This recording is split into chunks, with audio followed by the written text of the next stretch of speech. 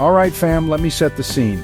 Imagine this. You're on your way home, headphones in, scrolling through your For You page. Suddenly, a video pops up. A person lying beaten up on the sidewalk. People are filming, taking selfies, walking past, but no one is helping. Feels familiar, right? We've all seen those videos where the world feels so cold, so detached.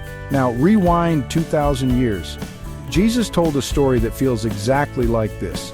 It's called the parable of the Good Samaritan, and trust me, it's not just an old story. It hits hard in 2025.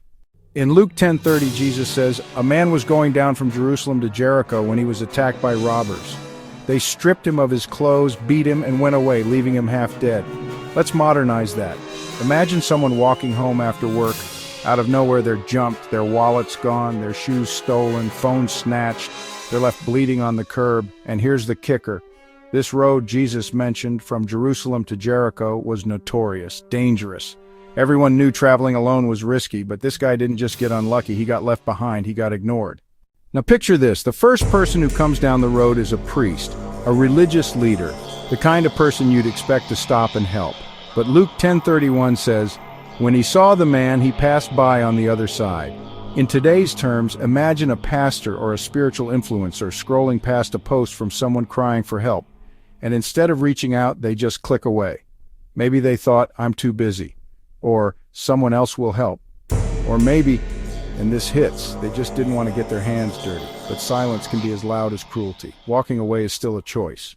Then comes a Levite, another religious figure, another leader. Luke 10:32 says, "So too a Levite, when he came to the place and saw him, passed by on the other side." It's like seeing someone bullied in school, or a friend posting about depression and thinking, "That's not my problem."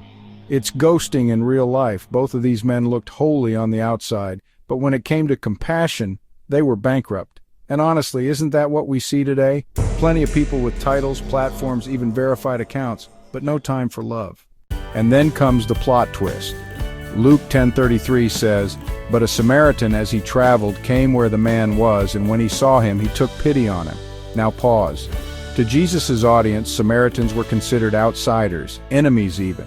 Jews and Samaritans didn't mix. This is like saying, the person you least expect, maybe someone from a rival school, a different culture, a different faith, or even someone you've looked down on, is the one who stops. The Samaritan doesn't ask, "Who is this man? Does he deserve it? Will I get anything back?" He just sees a human in pain and chooses compassion. That's love without filters. That's kindness without conditions. The Samaritan doesn't stop at pity.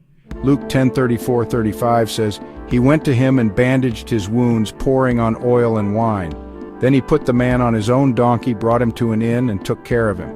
The next day he took out 2 denarii and gave them to the innkeeper. 'Look after him,' he said, 'and when I return I will reimburse you for any extra expense you may have.'"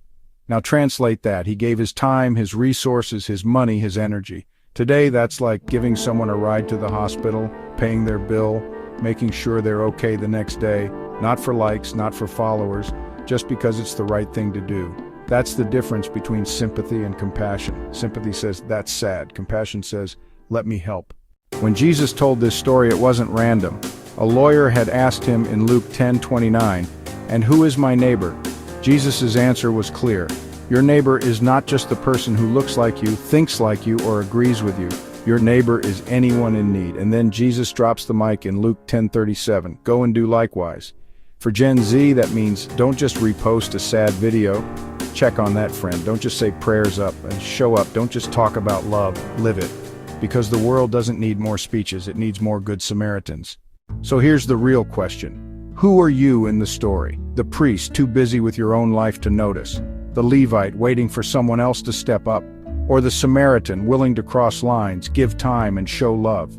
Being a Good Samaritan in 2025 could look like buying lunch for someone who can't afford it, sitting with the kid eating alone, checking in when someone goes quiet online. Jesus wasn't just telling a nice story, he was giving us a blueprint for love, a love that breaks barriers, a love that acts. So I'll ask you what Jesus asked. Which of these 3 do you think was a neighbor? And when you answer, remember his words, "Go and do likewise." That's not just Bible wisdom, that's a lifestyle.